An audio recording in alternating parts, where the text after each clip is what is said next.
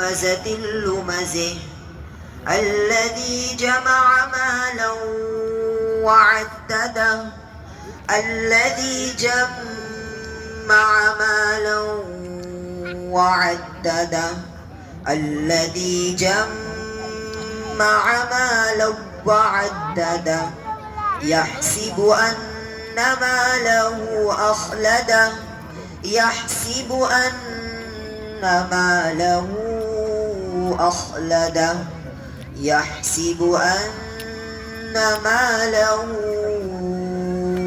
أخلده يحسب أن ماله أخلده يحسب أن ماله أخلده كلا لينبذن في الحطمة كلا لينبذن في الحطمة وما أدراك ما الحطمة وما أدراك ما الحطمة وما أدراك ما الحطمة وما أدراك ما الحطمة وما أدريك ما الحطمة وما أدريك ما الحطمة وما أدريك ما الحطمة وما أدريك ما الحطمة نار الله الموقدة نار الله الموقدة التي تطلع على الأفئدة التي تطلع على الأفئدة التي تطلع على الأفئدة التي تطلع على الأفئدة إنها عليهم موصدة إنها عليهم موصدة إنها عليهم مؤصدة إنها عليهم مؤصدة إنها عليهم موصدة في عمد ممددة في عمد ممددة في عمد ممددة صدق الله العظيم رحيم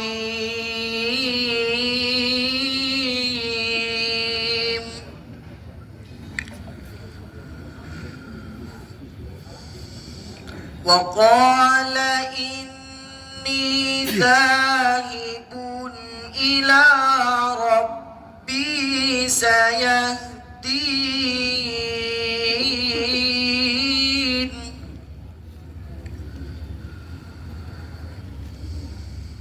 رب هب لي من الصالحين فبشرناه بغلام حليم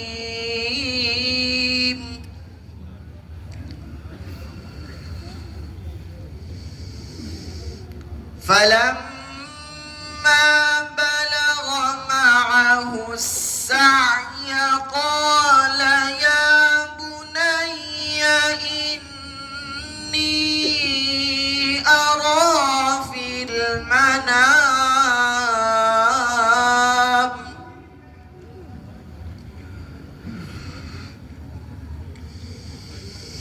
قال يا بني إني أرى في المنام أني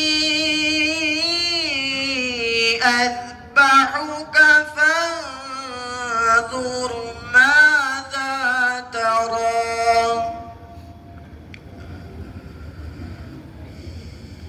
قال يا أبت افعل ما تؤمر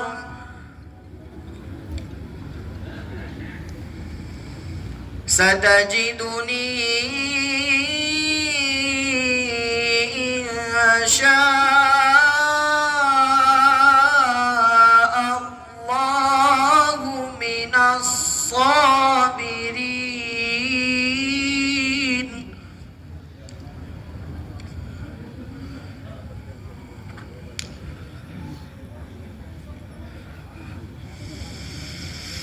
قال يا أبت افعل ما تؤمر ستجدني إن شاء الله من الصابرين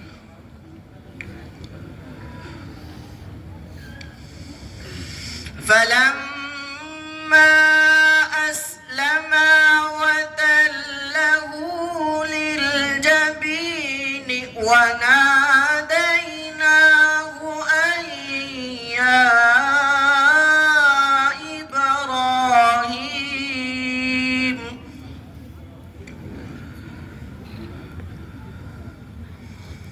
قد صدقت الرؤيا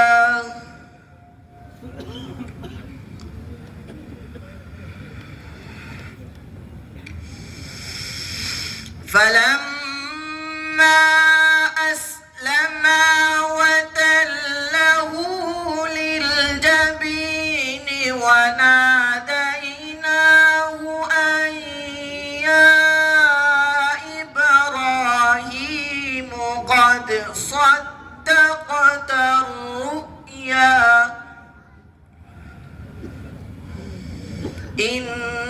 إنا كذلك نجزي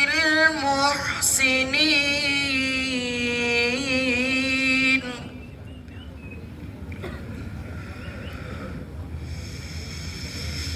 إن هذا لهو البلاء المبين وفديناه بذبح عظيم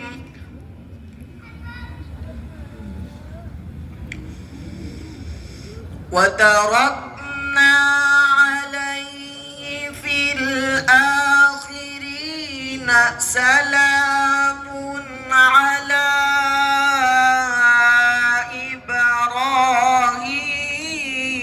إبراهيم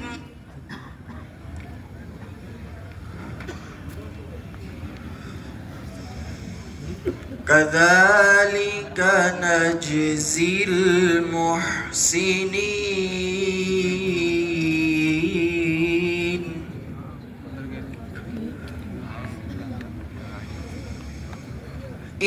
إنه من عبادنا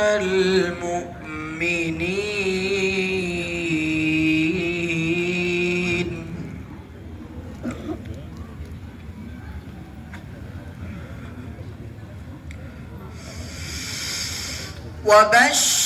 وبشرناه بإسحاق نبيا من الصالحين وباركنا عليه وعلى إسحاق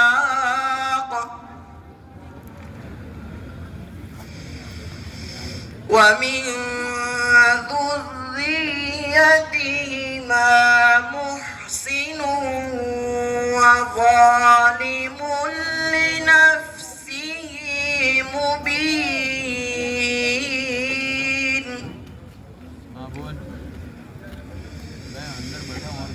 ومن ذريتهما محسن وظالم لنفسه مبين صدق الله العظيم. لله وحده والصلاة والسلام على من لا نبي بعده أما بعد أعوذ بالله من الشيطان الرجيم بسم الله الرحمن الرحيم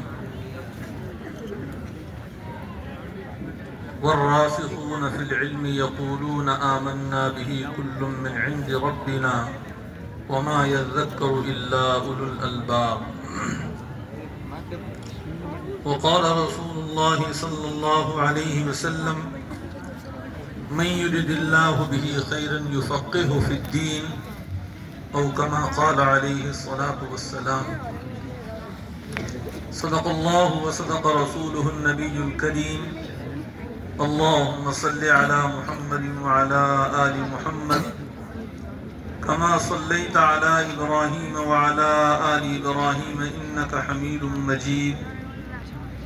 اللهم بارك على محمد وعلى آل محمد كما باركت على إبراهيم وعلى آل إبراهيم إنك حميد مجيد.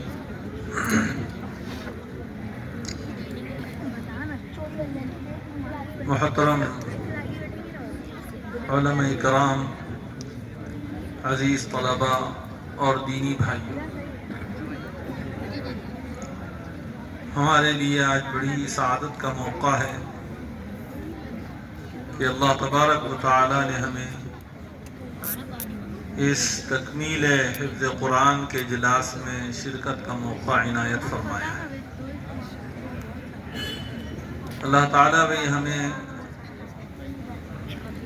یہاں بیٹھ کر ایک ایک بات کو خوب دھیان سے توجہ کے ساتھ سننے کی اور ان باتوں پر عمل کرنے کی توفیق عطا فرمائے۔ محترم بزرگوں، دوستوں اور پیارے بھائیوں، علم اور ایمان یہ دو ایسے فریضے ہیں کہ امت ان فریضوں سے بہت ہی غافل ہے۔ حالانکہ سارے اعمال کی قبولیت کا دار و مدار، اعمال پر اجر کا ملنا، اعمال پر استقامت کا ملنا، یہ سب موقوف ہے ان دو فریضوں کی ادائیگی پر، علم اور ایمان۔ ان دونوں میں بڑا گہرا تعلق اور بڑا گہرا ربط ہے۔ ایمان و یقین یہ علم کے بغیر نہیں آئے گا، اور انبیاء علیہم السلام اسی علم کو لے کر دنیا میں تشریف لاتے تھے، جس کے ذریعے سے اللہ تبارک و تعالیٰ کا انبیاء نے تعارف کرایا ہے کہ بغیر علم کے آدمی اللہ کو نہیں پہچان سکتا۔ بے علم نتواں خدا را شناس۔ اس علم کے ذریعے سے انبیاء نے اللہ کا تعارف کرایا ہے۔ اور ایمان یہ تو ساری کائنات کا ماحصل ہے۔ ایمان کے بغیر اس کائنات کی کسی چیز سے آدمی نفع نہیں اٹھا سکتا۔ کائنات کا بقا ہی ایمان پر ہے کہ جب تک ایک بھی اللہ اللہ کہنے والا اس کائنات میں رہے گا، اللہ اس کائنات کو باقی رکھے گا۔ اور جس قدر یہ ایمان ہمارے دل میں ترقی کرے گا، جس قدر ایمان دل میں راسخ ہوگا، اسی کے بقدر ہمارے اعمال جاندار ہوں، اور جتنے اعمال جاندار ہوں گے اتنے ہی حالات ہمارے اچھے ہوں گے۔ اللہ تبارک و تعالی نے ہمارے حالات کو اعمال کے ساتھ جوڑا ہے۔ دنیا اور دنیا میں پھیلی ہوئی شکلوں سے اور اسباب سے اللہ نے حالات کو نہیں جوڑا، حالات کو اعمال سے جوڑا ہے کہ ہمارے اعمال اچھے ہوں گے تو حالات اچھے ہو جائیں گے، اعمال خراب ہوں گے تو حالات خراب ہوں گے۔ حدیث میں اعمالکم عمالکم، جیسے تمہارے اعمال ہوں گے ویسے تم پر حکام ہوں گے۔ یہ حکام ہمارے ہی اعمال کی بدلی ہوئی شکل ہے۔ حدیث قدسی ہے، اللہ تعالیٰ فرما رہے انا اللہ لا الہ الا انا، میں ہی اللہ ہوں، میرے سوا کوئی معبود نہیں۔ انا مالک الملوک و ملک الملوک، میں بادشاہوں کا بھی مالک ہوں اور میں بادشاہوں کا بھی بادشاہ ہوں۔ قلوب الملوک بیدی، سارے بادشاہوں کے قلوب اور سارے بادشاہوں کے دل وہ میرے قبضے میں۔ ان العباد اذا اطاعونی حولت قلوب ملوکہم بالرحمت والشفقہ، جب بندے میری اطاعت، میری فرمانبرداری کرتے ہیں، میرے احکامات کی تابعداری اور پاسداری کرتے ہیں، تو میں ان کے حاکموں کے دلوں میں، ان کے بادشاہوں کے دلوں میں ان کے لیے رحمت کے اور محبت کے اور شفقت کے جذبے کو میں ان کے دل میں ڈال دیتا ہوں۔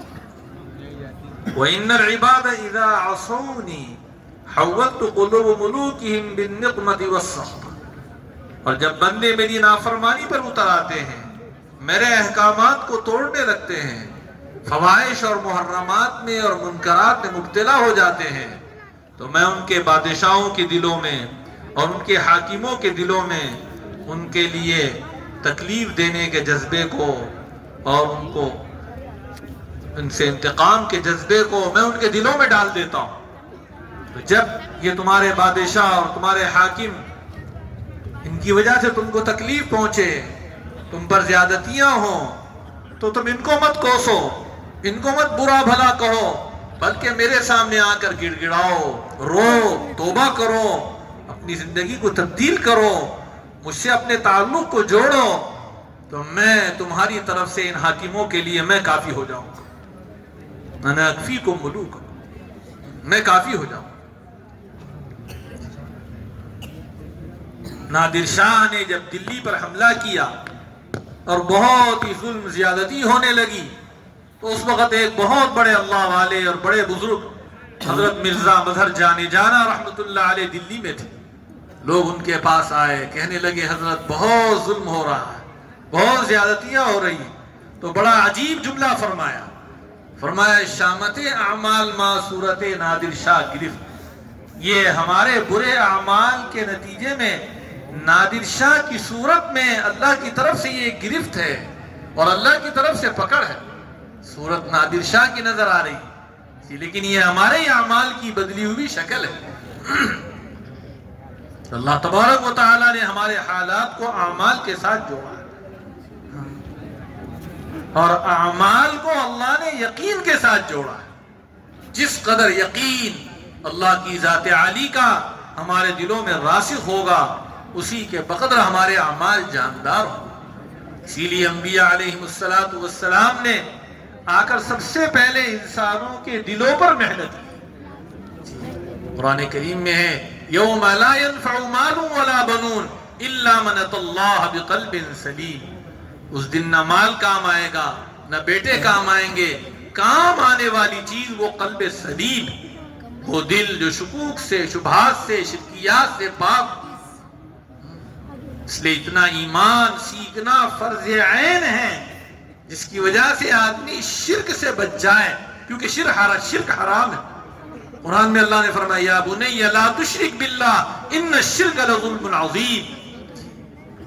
ایمان سیکھنا فرض عین ہے۔ اس لیے انبیاء نے قلوب پر محنت کی ہے انسانوں کی، کہ اللہ کی محبت دل میں آئے، اللہ کا یقین دل میں آئے، دل سدھر جائے ہمارا۔ حدیث پاک میں ہے ان فی الجسد مضغہ اذا صلحت صلح الجسد کلہ واذا فسدت فسد الجسد کلہ الا وہی القلب، کہ انسان کے جسم میں گوشت کا ایک لوتھڑا ہے، جب وہ سدھر جاتا ہے تو سارا جسم سدھر جاتا ہے، اور جب وہ بگڑ جاتا ہے تو سارا جسم بگڑ جاتا ہے۔ غور سے سنو، وہ دل ہے، الا وہی القلب، کہ دل سدھر گیا، آنکھ سدھر گئی صحیح دیکھے گی، دل سدھر گیا کان سدھر جائیں گے صحیح سنیں گے، دل سدھر گیا زبان سدھر جائے گی صحیح بولے گی، دل سدھر گیا دماغ سدھر جائے گا صحیح سوچے گا۔ کہ دل کے سدھرنے پر سارے جسم کے اعضاء کے سدھرنے کا دار و مدار۔ لیکن اگر دل ہی بگڑ جائے تو آنکھ بگڑے گی غلط دیکھے گی، دل بگڑا کان بگڑیں گے غلط سنیں گے، دل بگڑا زبان بگڑے گی غلط سوچے گی غلط بولے گی، دل بگڑا دماغ خراب ہوگا غلط سوچے گا۔ جی اس لیے انبیاء نے انسانوں کے دلوں پر محنت کی کہ اللہ کا یقین اس کے اندر میں آئے، اخلاص دل میں آئے، صفت احسان آئے، صبر آئے، شکر آئے، تقوی آئے۔ یہ صفات ایمانیہ ہیں، جس قدر صفات ایمانیہ اندر میں آئیں گے اسی قدر اعمال اللہ کے یہاں قبول ہوں گے، اللہ کی معیت اور اللہ کی غیبی مدد ہمیں نصیب ہوگی۔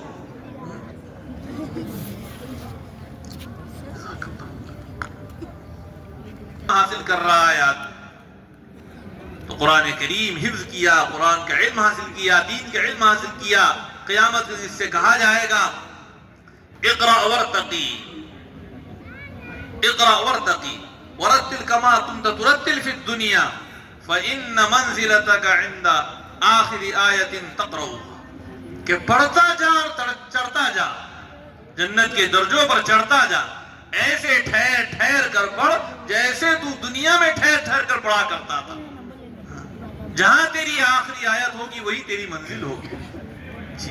کہ اخلاص ہے، یقین ہے، اس یقین کے ساتھ قرآن کو حفظ کیا، اس یقین کے ساتھ علم کو حاصل کیا، اور اس کے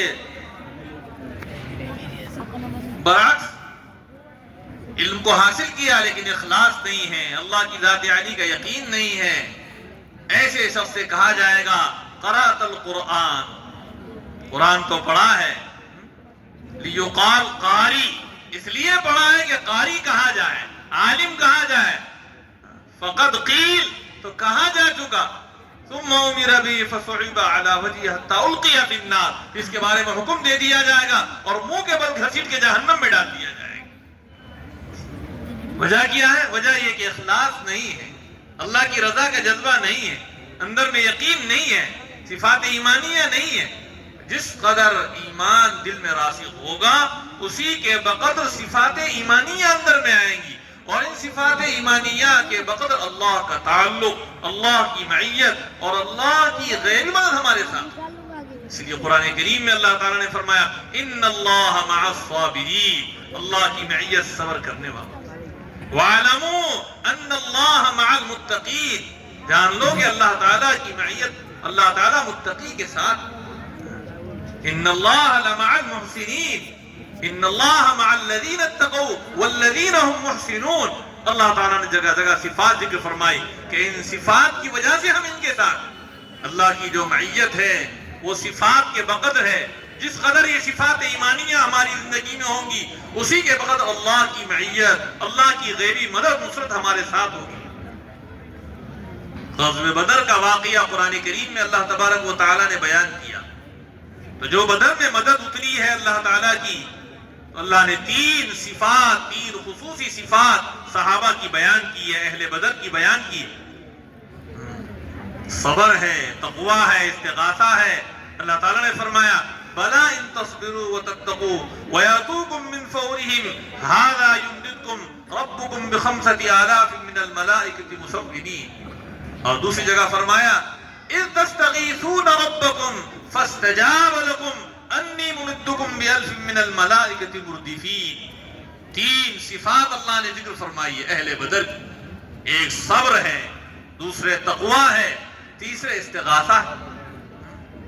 تین صفات ایمانیہ ہیں کہ صبر ہمارے اندر میں آئے، تقوی ہمارے اندر میں آئے، جب یہ ہمارے اندر میں آ جائے گا دنیا کی کوئی طاقت ہمیں نقصان نہیں پہنچا سکتی۔ غزوہ احد کا تذکرہ اللہ تبارک و تعالیٰ نے قرآن کریم میں کیا، غزوہ احد میں بھی شروع میں مدد آ گئی لیکن 4 وجوہات کی وجہ سے وہ آئی ہوئی مدد اٹھا لی گئی۔ اللہ تعالیٰ نے قرآن کریم میں فرمایا لَقَدْ صَدَقَكُمُ اللَّهُ وَعْدَهُ إِذْ تَحُسُّونَهُمْ بِإِذْنِهِ حَتَّى إِذَا فَشِلْتُمْ وَتَنَازَعْتُمْ فِي الْأَمْرِ وَعَصَيْتُمْ مِنْ بَعْدِ مَا أَرَاكُمْ مَا تُحِبُّونَ مِنْكُمْ مَنْ يُرِيدُ الدُّنْيَا وَمِنْكُمْ مَنْ يُرِيدُ الْآخِرَةَ ثُمَّ صَرَفَكُمْ عَنْهُمْ لِيَبْتَلِيَكُمْ لَقَدْ عَفَا عَنْكُمْ وَاللَّهُ ذُو فَضْلٍ عَلَى الْعَالَمِينَ۔ تو 4 وجوہات اللہ نے بیان کی ہے جس کی وجہ سے اللہ کی مدد اٹھا لی گئی ہے، اور قیامت تک آنے والے مسلمانوں کو بتا دیا گیا کہ یہ وجوہات اگر ہمارے اندر پائی جائیں گی تو اللہ کی مدد اٹھا لی جائے گی۔ ایک چیز فشل لقد صدقكم الله وعده إذ تحسونهم به حتى إذا فشلتم، بزدلی کو کہتے ہیں، کمزوری کو کہتے ہیں، وتنازعتم في الامر، اور واضح امر کے اندر اختلاف کرنا، وعصیتم من بعد ما اراکم ما تحبون، اور عصیان ہے، نافرمانی ہے، اور دنیا کے مال و دولت پر نظر کا چلے جانا ہے۔ یہ 4 وجوہات اللہ نے بیان کی۔ اللہ کی معیت اور اللہ کی غیبی مدد جو ہے وہ صفات کے ساتھ، صفات ایمانیہ۔ جس قدر ایمان ہمارے دلوں میں ترقی کرے گا اور جس قدر ایمان ہمارے دل میں رچے گا اور بسے گا، اسی کے بقدر ہمارے اعمال مضبوط ہوں گے۔ ابن قیم رحمۃ اللہ علیہ نے 4 وجوہات بیان کی ہے کہ ہمارے دل میں ایمان کمزور ہے اور دل بگڑ گیا یا سدھر گیا، اس کی 4 علامتیں بیان فرمائی کہ ہر آدمی غور کرے اور دیکھے۔ سب سے پہلی بات یہ ہے کہ اس بات کو دیکھیں، دنیا کی عزت ذلت اور دنیا کے گھر بار کی زیادہ فکر ہے یا آخرت کی زندگی سامنے ہے؟ آخرت کی میں میرا کیا ہوگا، وہاں عزت ذلت اور وہاں کا کیا ہوگا، کون سی فکر زیادہ ہے آدمی کی؟ ٹٹولے اپنے آپ۔ اگر دنیا کی زندگی کی زیادہ فکر ہے، دنیا کی عزت ذلت کی زیادہ فکر ہے، تو اس کا مطلب یہ ہے کہ دل بیمار ہے، اس کے علاج کی بہت زیادہ ضرورت ہے۔ دوسری نشانی دل کے بیمار ہونے کی ابن قیم رحمۃ اللہ علیہ نے یہ بیان کی ہے کہ اللہ کے سامنے اپنے گناہ یاد آ کر رونا نہ آنا۔ دل اتنا سخت ہو گیا کہ اپنے گناہوں کو یاد کر کے آنسو نہیں نکل رہے، اس کا مطلب یہ ہے کہ دل برباد ہو گیا۔ تو رونا آنا اللہ کے سامنے یہ اچھی نشانی۔ حضور پاک صلی اللہ علیہ وسلم کی دعاؤں میں ہے اللہم ارزقنی عینین حطالتین تسقیان القلب بظروف الدم من خشیتک قبل ان تکون الدموع دما والاظراف جمرا۔ اے اللہ مجھے ایسی دو آنکھیں عطا فرما جو بہت زیادہ آنسو بہانے والی ہو، کہ یہ وہ آنسو ہیں جو اللہ کے خوف سے نکل رہے ہیں، اس سے دل کی جو زمین ہے یہ سیراب ہوگی، یہ سینچی جائے گی۔ اس دن کے آنے سے پہلے جس دن یہ آنسو خون بن جائیں گے، آدمی خون روئے گا تب بھی نفع نہیں ہوگا۔ اور تیسری نشانی یہ ہے دل کے بیمار ہونے کی کہ اپنے اعزاء و اقارب سے ملاقات کا شوق ہے، دوست و احباب سے ملاقات کا شوق ہے، لیکن اللہ سے ملاقات کا کوئی شوق نہیں۔ حدیث پاک میں ہے جو اللہ سے ملنا پسند کرتا ہے اللہ تعالیٰ بھی اس سے ملنا پسند کرتے ہیں، اور اللہ سے ملاقات کا ذریعہ وہ موت، اللہ سے ملاقات کا ذریعہ وہ موت۔ قرآن کریم میں اللہ تعالیٰ نے فرمایا ان الذین لا یرجون لقاءنا ورضوا بالحیاة الدنیا واطمأنوا بها والذین هم عن آیاتنا غافلون اولئک مأواهم النار بما كانوا یکسبون۔ یہ ایسے لوگ ہیں لا یرجون لقاءنا، ہم سے ملاقات کا کوئی شوق اور کوئی امید نہیں ہے، واطمأنوا بها، اسی دنیا میں مگن ہو گئے، اسی سے راضی ہو گئے ہیں اور ہمارے احکامات سے ہمارے دین سے غافل ہو گئے۔ اللہ سے ملاقات برحق ہے، ہر ایک کی اللہ سے ملاقات ہونی ہے۔ حضور صلی اللہ علیہ وسلم کی دعاؤں میں ہے وَلِقَاؤُكَ حَقٌ، اے اللہ آپ کی ملاقات برحق ہے، ہر ایک کو اللہ سے ملنا ہے، ہر ایک کی ملاقات ہونی ہے، اور ہر ایک سے اللہ تبارک و تعالی 4 سوال کریں گے۔ جب تک کہ جواب نہ دے دے اپنی جگہ سے قدم سرک نہیں سکتے اور قدم ہل نہیں سکتے۔ عن عمرہ فیما افنا، ہر ایک سے اس کی عمر کے بارے میں پوچھا جائے گا، بتاؤ اپنی عمر کہاں کھپائی۔ ہر ایک سے جوانی کے بارے میں پوچھا جائے گا، بتاؤ اپنی جوانی کو کہاں لٹایا، مال کیسے کمایا اور کہاں خرچ کیا، جتنا جانتے تھے اس پر کتنا عمل کیا ہے۔ علم کے ساتھ ساتھ عمل، اس لیے حضور پاک صلی اللہ علیہ وسلم کہ زمانہ سب سے زیادہ خیر و برکت کا زمانہ تھا۔ وجہ یہی ہے کہ سب سے زیادہ ایمان اور علم پر اور عمل پر جو محنت ہوئی ہے صحابہ کے دور میں ہوئی، اس لیے ان کے عمل کا معیار بھی بہت اونچا تھا، سب سے زیادہ خیر و برکت کا زمانہ تھا۔ حدیث پاک میں ہے اخیر میں عیسیٰ علیہ السلام کا دور آئے گا، وہ بھی بڑی خیر کا زمانہ ہوگا۔ حدیث میں ہے 2 آدمی بھی ایسے نہیں ملیں گے جن میں آپس میں رنجش ہو، کوئی اختلاف ہو، 2 آدمی ملیں گے۔ دلوں میں محبتیں ہوں گی، الفتیں ہوں گی کہ ایمان محبت کے ماحول میں ترقی کرتا ہے۔ حدیث میں لن تدخلوا الجنت حتی تؤمنوا، تم ہرگز جنت میں داخل نہیں ہو سکتے جب تک کہ تم مومن نہ ہو جاؤ، اور تم مومن نہیں ہو سکتے جب تک کہ تمہارے آپس میں محبت پیدا نہ ہو جائے۔ کیا میں تم کو ایسا عمل نہ بتاؤں جس کی وجہ سے تم میں آپس میں محبت پیدا ہو؟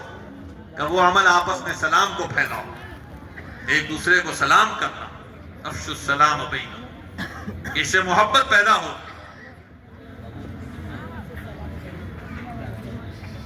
ہر ایک سے اچھا گمان ہم رکھیں۔ بدگمانی بڑے بڑے گناہوں کا دروازہ کھول دیتی ہے، دلوں میں پھٹن پیدا کر دیتی ہے، آپس میں اختلاف پیدا کر دیتی ہے، نفرتیں پیدا ہوتی ہیں۔ حسن ظن کا ہمیں حکم دیا گیا ہے، ظنوا بالمؤمنین خیرا، کہ بدگمانی سے بچو، ایمان والوں سے اچھا گمان رکھو، کہ اچھے گمان پر اللہ اپنی مدد کے اور اپنی برکتوں کے دہانے تمہارے لیے کھول دے گا۔ دلوں میں الفتیں پیدا ہوگی، محبتیں پیدا ہوگی، جس سے اللہ برکتوں کے دہانے کھول دے گا۔ ایسی برکت عیسیٰ علیہ السلام کے زمانے میں آئے گی، اخیر زمانے میں، کہ ایک بکری کا دودھ پورے گھرانے کو کافی ہو جائے گا۔ ایک آدمی پتھریلی زمین میں غلہ پھینک دے گا، بہترین فصل آ جائے گی۔ ایک گائے کا دودھ، ایک بھینس کا دودھ پورے خاندان کو کافی ہو جائے گا۔ صحابہ کرام نے سب سے زیادہ علم پر، ایمان پر، عمل پر محنت کی ہے۔ علم کے اعتبار سے بڑے گہرے تھے صحابہ۔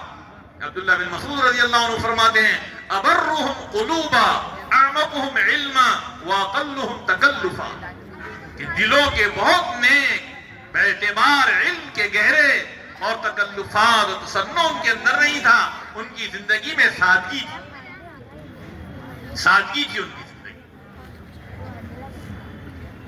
سادگی ایمان کی نشانی ہے۔ اسلام کا حسن وہ اس کی سادگی کے اندر اللہ نے رکھا ہے۔ البذالۃ من الایمان، حدیث میں ہے کہ سادگی ایمان کا حصہ ہے، ایمان کا حصہ ہے سادگی۔ اسلام کا جو حسن ہے وہ اس کی سادگی میں ہے، اس لیے ہماری ہر چیز سادگی کے ساتھ ہو۔ ہر عمل سے پہلے یہ دیکھنا ہے کہ اس میں اللہ تبارک و تعالیٰ کا حکم کیا ہے اور حضور پاک صلی اللہ علیہ وسلم کا طریقہ کیا ہے۔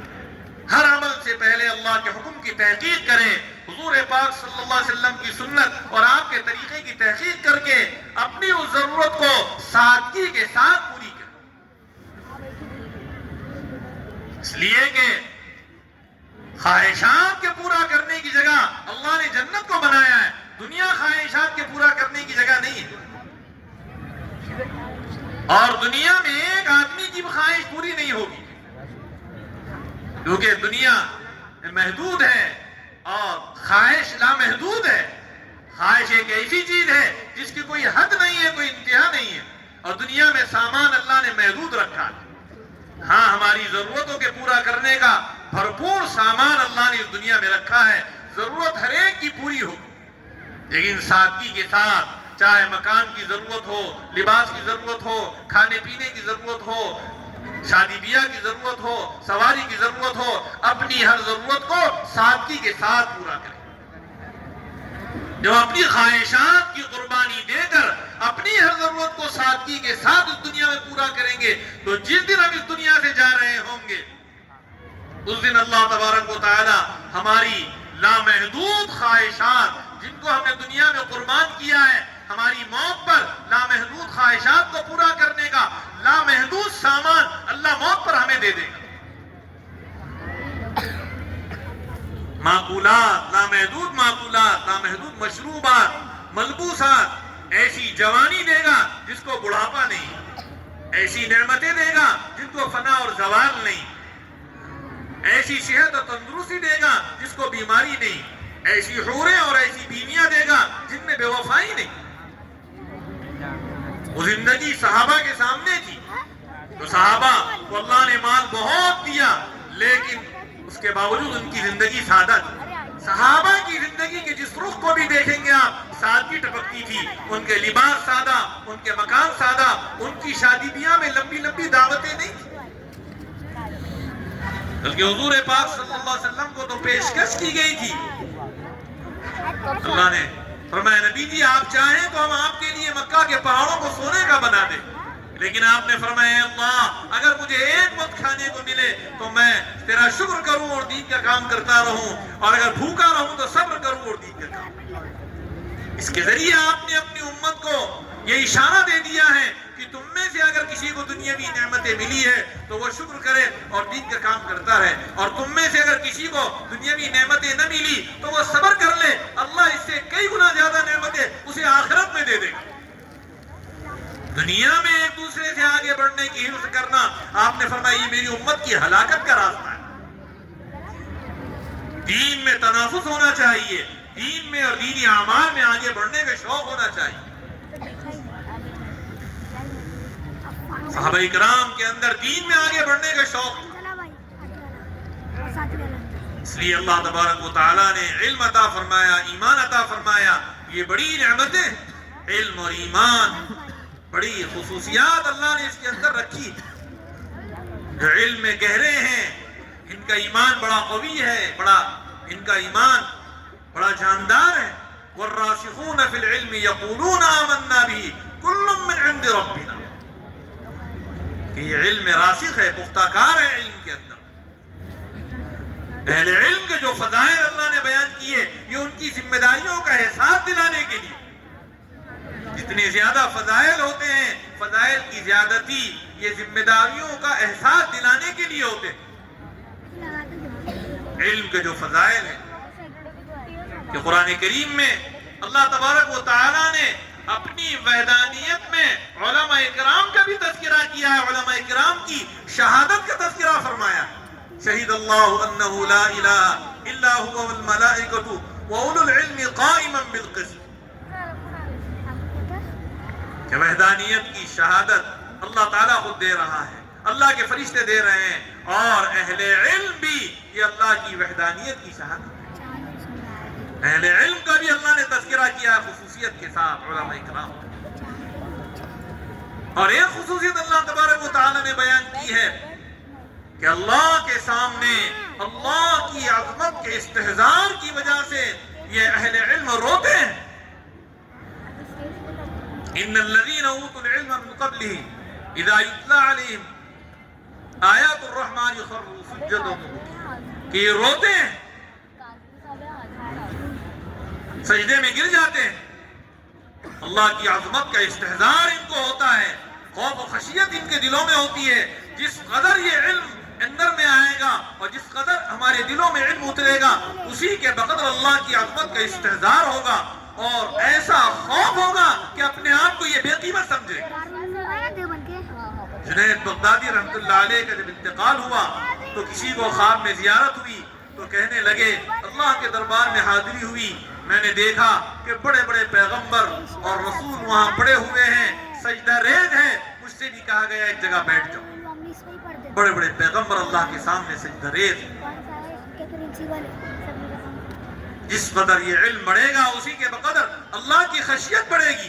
قرآن میں اللہ نے فرمایا انما یخشی اللہ من عبادہ العلماء، اللہ سے ڈرنے والے اور خشیت رکھنے والے یہ تو علماء ہی ہیں. ان کے دلوں میں علم، ان کے اندر میں علم راسخ کہ اللہ سے ڈرنے والے ہیں، اللہ کی خشیت ان کے اندر میں.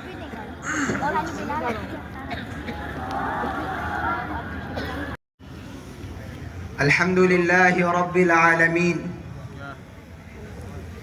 والصلاة والسلام على رسوله الكريم. أما بعد فأعوذ بالله من الشيطان الرجيم. بسم الله الرحمن الرحيم. وإن تتولوا يستبدل قوما غيركم ثم لا يكونوا أمثالكم. صدق الله العظيم. یہ عالم یہ بت خانہ چشم و گوش، یہ عالم یہ بت خانہ چشم و گوش، جہاں زندگی ہے فقط خورد و نوش.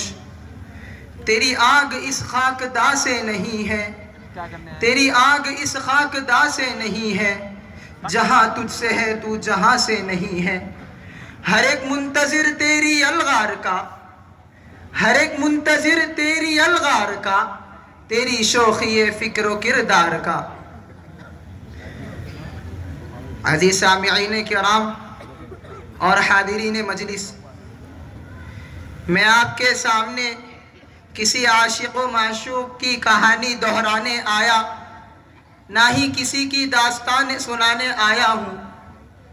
میرے پہلو میں خوشگوار دھڑکنیں نہیں، راکھ کے ڈھیر ہیں۔ میں آپ کو سلانے نہیں، بیدار کرنے کا تصور لے کر آیا ہوں۔ میں آپ کو نغموں اور قہقہوں کا روح پرور پیغام دینے نہیں، قوم کی موجودہ صورتحال کا وہ بھیانک نقشہ پیش کرنے آیا ہوں جس میں قوم کی اصل صورت مسخ کر دی گئی ہے۔ حضرات، تباہی و بربادی کے گھپ اندھیرے میں ہر طرف سے یہ آواز اٹھ رہی ہے کہ زندگی کے محاذ پر ہم اس لیے پٹ رہے ہیں کہ ہمارے اندر کمال ایمان نہیں رہا، اور ہم بڑی تیزی سے ایمان و یقین کی روشنی سے دور ہوتے چلے جا رہے ہیں۔ اور یہ بات 100% درست بھی ہے کہ ہمارے اندر کمال ایمان نہیں رہا، مگر دوستو، اب ہمیں یہ سوچنا ہے کہ ہمارا ایمان کیسے اور کیوں کمزور ہو گیا۔ ہمارے ایمان کے لٹیرے کون ہیں؟ وہ کیسے ہیں جنہوں نے ہمارے نوجوانوں، ہمارے بوڑھوں، ہماری ماں و بہنوں کو بھی عیاشی اور ہوستی کی گہری کھائیوں میں ڈھکیل دیا، اور ہمارے وہ کمسن بچے جو ابھی ٹھیک سے امی ابو بھی نہیں کہہ سکتے، فحش اور گندے گانے گاتے پھرتے ہیں۔ عورتیں غیر محرم مردوں کے سامنے بے حجابانہ دندناتی پھرتی ہیں۔ کتنے مسلمان تو ایسے ہیں کہ اگر وہ فلمیں نہ دیکھ لے تو ان کا کھانا بھی ہضم نہیں ہوتا۔ زمانے کی ہوا بدلی، ادھر رنگے چمن بدلا۔ زمانے کی ہوا بدلی، ادھر رنگے چمن بدلا۔ گلوں نے جب روش بدلی، عنا دل نے وطن بدلا۔ بدلتے آئے ہیں یوں تو ہمیشہ دور گردوں کے، بدلتے آئے ہیں یوں تو ہمیشہ دور گردوں کے، نہ ایسا بھی کہ ہم بدلے ہمارا کل جتن بدلا۔ حضرات، ہمارے بچوں کو یہ گندا مذہب کس نے پڑھایا؟ دور جدید کے فتنوں نے۔ ہماری ماں بہنوں کو دینی لائن سے کس نے ہٹایا؟ دور جدید کے فتنوں نے۔ ہمارے نوجوان کے ذہنوں میں عیاشی اور ہوس پرستی کا بیج کس نے بویا؟ دور جدید کے فتنوں نے۔ دوستو، ہمارے ایمان و کردار کا دشمن، ہمارے کیریکٹر و کلچر کا دشمن آج سے 1300 سال قبل ہی سے ہمارے ایمان و کردار کو تباہ کرنے کی کوششیں کرتا چلا آ رہا ہے، اور ہمارے لیے اتنے خوبصورت اور بہترین جال بچھاتے آ رہا ہے کہ اس میں الجھ کر ہم اپنے شعار کو سمجھنے سے عاجز و قاصر ہیں۔ سامعین کرام، فتنہ دور جدید اسلام اور مسلمان کی کردار کشی کے لیے چوطرفے حملے کرتے چلے آ رہے ہیں۔ شریف اور معزز مسلمانوں کو تباہ و برباد کرنے کے لیے مکۃ المکرمہ جیسی مقدس سرزمین اور مدینہ کی ارض پاک پر گھنونی سازشیں رچا کر ہر طرف تھیٹر، سینما ہال اور طوائف خانوں کی بھرمار کی جا رہی ہے۔ پب و ڈانس کی کلاسیں لگائی جا رہی ہے۔ اسکولوں، کالجوں اور یونیورسٹیوں کی آڑ میں مسلمانوں کو اسلام سے بیزار کرنے کی کوشش کی جا رہی ہے۔ خود اپنے ملک ہندوستان کی یہ حالت ہے کہ غیر کے مذہبوں نے کھلا اعلان کر دیا کہ مسلمانوں کو اسلام سے بیزار کر کے غیر کے مذہبوں میں ضم کر دیا جائے، جس کی وجہ سے ہزاروں لاکھوں لالچی کتے اسلام کو، مسلمانوں کو بیزار کرنے کی کوشش میں لگ گئے۔ نتیجتاً لاکھوں لڑکیاں اسلام چھوڑ کر غیر کے مذہبوں میں ضم ہو گئی۔ حضرات، اگر ہم نے جلد از جلد اس فتنے کا سد باب نہ کیا اور فتنہ دور جدید کے اس سیلاب کو نہ روکا تو جو کچھ ہوگا اسے اندلس کی سرزمین نے اپنی آنکھوں سے دیکھا ہے۔ عرب کی مقدس سرزمین ان ناپاک عزائم کو خود پر جاری ہوتے ہوئے دیکھ رہی ہے۔ معصوم فلسطین کی عوام ان تکالیف کو برداشت کر رہی ہے، اس لیے ضرورت اس بات کی ہے کہ ہم خود کی، اپنے بچوں کی اور قوم کی فکر کریں، ورنہ وہ دن دور نہیں جب ان سب جرائم کے لیے تختہ مشق ہمیں، ہماری ماں بہنوں اور بیٹیوں کو بنا لیا جائے گا۔ آخر میں اس شعر پر اپنی تقریر کو ختم کرتا ہوں۔ مسلمانوں سنبھل جاؤ، سنبھل جانے کا وقت آیا، بہت سوئے ہوئے ہو تم، اب ہوش میں آنے کا وقت آیا۔ جلا ڈالی تھی تم نے کشتیاں اندلس کے ساحل پر، مسلمانوں پھر تیری تاریخ دہرانے کا وقت آیا۔ جہاں سے 313 چلے تھے تم مسلمانوں، جہاں سے 313 چلے تھے تم مسلمانوں، انہی ماضی کے راہوں پر پلٹ جانے کا وقت آیا۔ اٹھو، مایوسیوں کی زندگی سے موت بہتر ہے، انہی ماضی کے افسانے کو دہرانے کا وقت آیا۔ تپش سورج سے لو اور آسماں سے بجلیاں چھینو، تپش سورج سے لو اور آسماں سے بجلیاں چھینو، عدو کے آشیاں پر آگ برسانے کا وقت آیا۔ سنو یہ روزہ اطہر سے کیا آواز آتی ہے، ارے سنو یہ روزہ اطہر سے کیا آواز آتی ہے، مسلمانوں میری حرمت پہ کٹ مرنے کا وقت آیا۔ اٹھو اٹھو صلاح الدین ایوبی کے فرزندوں، اٹھو صلاح الدین ایوبی کے فرزندوں، کہ اس غازی کے افسانے کو دہرانے کا وقت آیا۔ وما علینا الا البلاغ۔ ويل يومئذ للمكذبين كلوا وتمتعوا قليلا إنكم مجرمون ويل يومئذ للمكذبين وإذا قيل لهم اركعوا لا يركعون ويل يومئذ للمكذبين فبأي حديث بعده يؤمنون بسم الله الرحمن الرحيم قل هو الله أحد الله الصمد لم يلد ولم يولد ولم يكن له كفوا أحد بسم الله الرحمن الرحيم قل أعوذ برب الفلق من شر ما خلق ومن شر غاسق إذا وقب ومن شر النفاثات في العقد ومن شر حاسد إذا حسد بسم الله الرحمن الرحيم قل أعوذ برب الناس ملك الناس إله الناس من شر الوسواس الخناس الذي يوسوس في صدور الناس من الجنة والناس بسم الله الرحمن الرحيم الحمد لله رب العالمين الرحمن الرحيم مالك يوم الدين إياك نعبد وإياك نستعين اهدنا الصراط المستقيم صراط الذين